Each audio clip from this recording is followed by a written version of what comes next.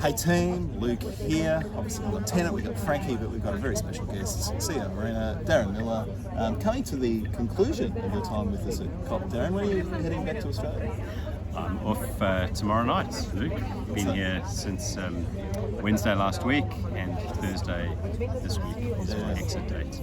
So, big substantive engagement with COP. So we've invited Darren on to kind of give him his exit interview, his reflections on what's been a very busy week for you. You've been every time I turn around, you're chairing a panel. I'm chairing a panel.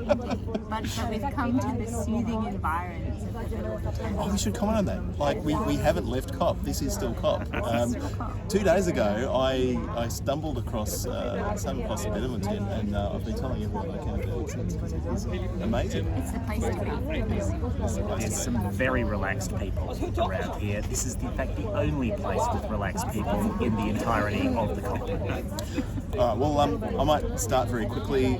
So there was a reception hosted by our friends from the Clean Energy Council and the Carbon Market Institute on behalf of Minister Bowen and Assistant Minister McAllister. We effectively Team Australia got together and had an opportunity to let their hair down and reflect on where we are and the role that Australia is playing here at this COP, which is a very productive one. And one of the exciting things was that Minister Bowen was able to reveal that Australia has been given a very special role that they're going to be taking over the coming days as we work towards a final communique. That's right.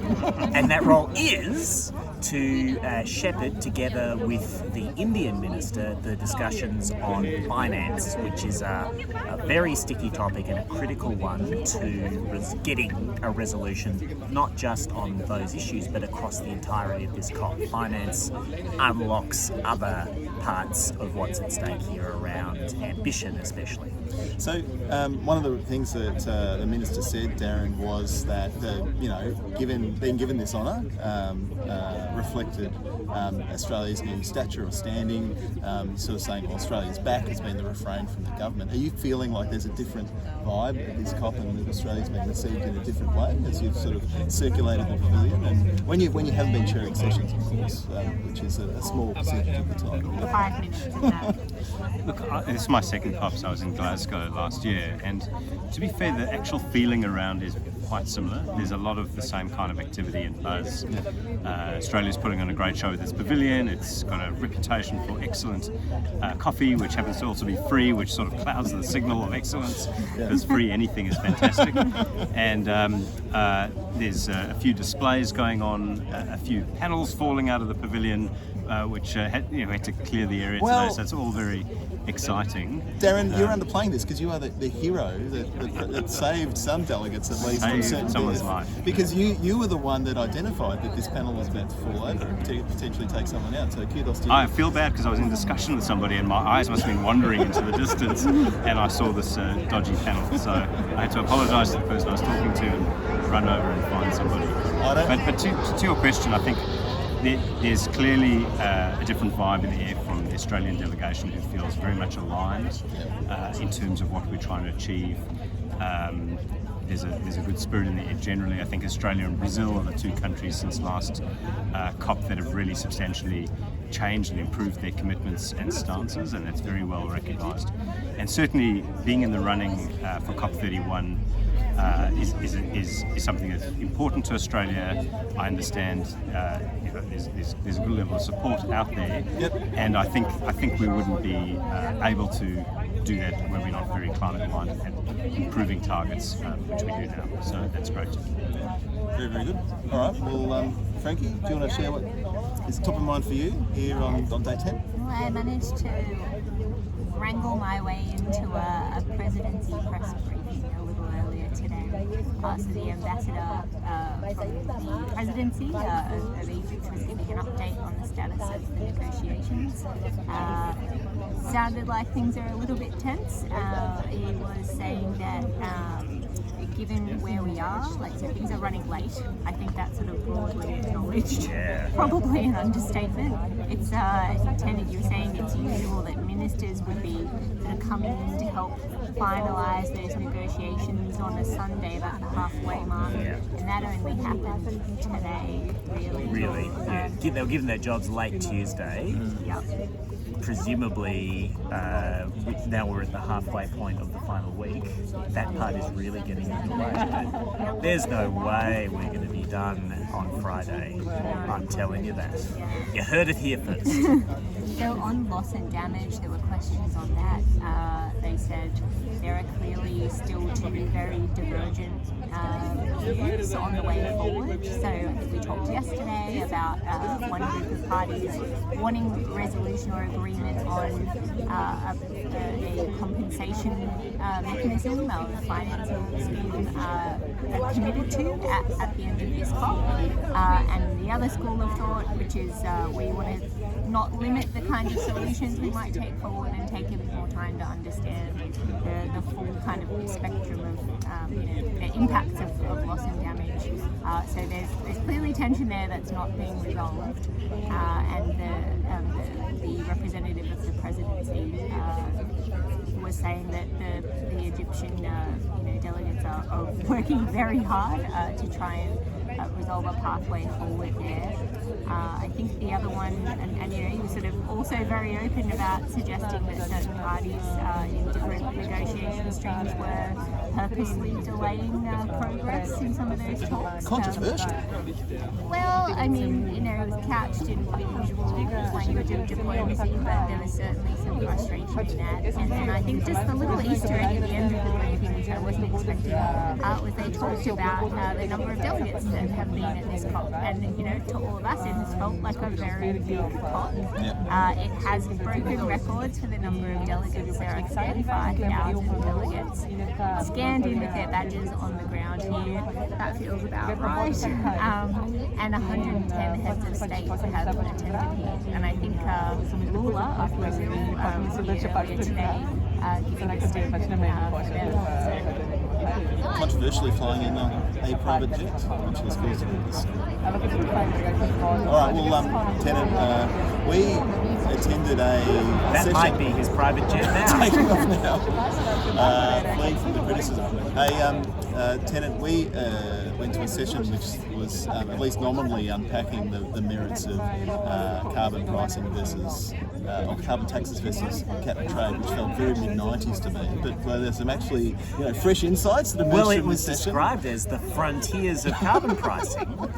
This is a session put on at IETA, International Emissions Trading Association, but wrangled by Robert Stavens of the Harvard Project on International Climate Agreements. It was climate taxation nerd central. And I think what we saw was a little bit of new thinking and a little bit of the stages of grieving on display because a lot of developments outside of Europe, well, in America and in Australia, feel like they've displaced carbon pricing from the central, overwhelming role that it had to, at best, one tool among many, and at worst, a political impossibility that should be ignored in favour of things like the Inflation Reduction Act, which are very subsidy first, carrots first, industry policy. Let's not try for an economist's vision of economic efficiency. But I found that there were a lot of great insights there. The emerging role of carbon contract for difference in we're about to be Turn that around. crashed.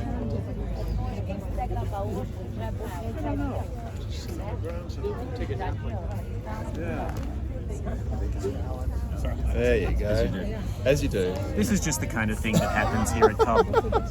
That was John Kerry.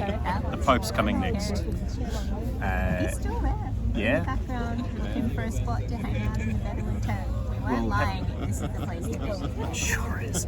We should go over there and offer him some tea. You think he'll do take 2 of this? You really do that?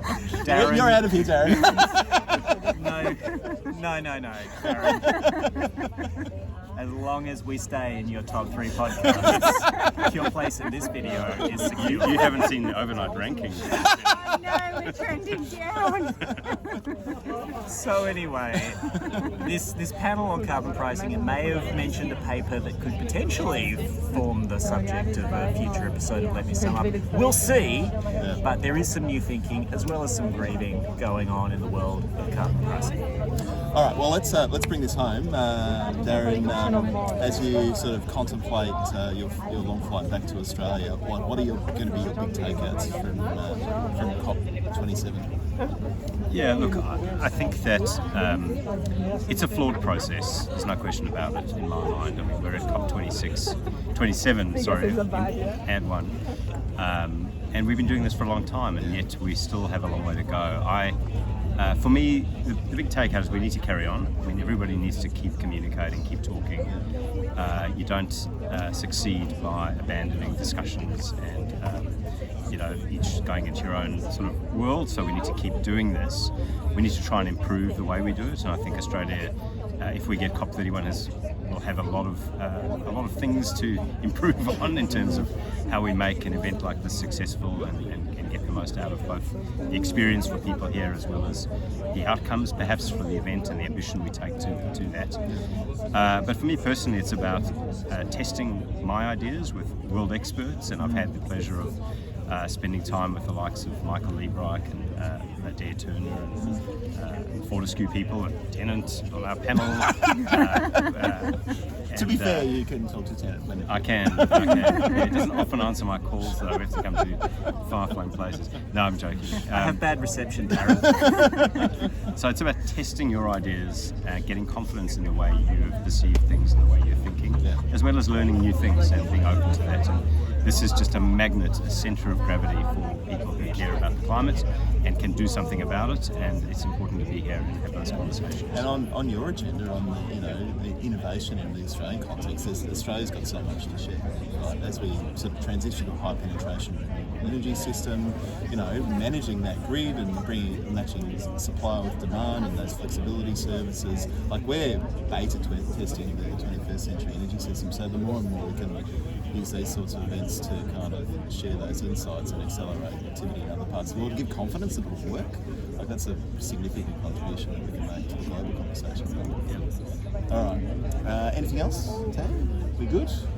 I think we better go chase down John Kerry and tell him that this seat is free. You need to get him to subscribe to the pod. That is true. That would be a shame. Maybe he can join you for your wrap tomorrow. We can only ask. No promises, team. Thank you.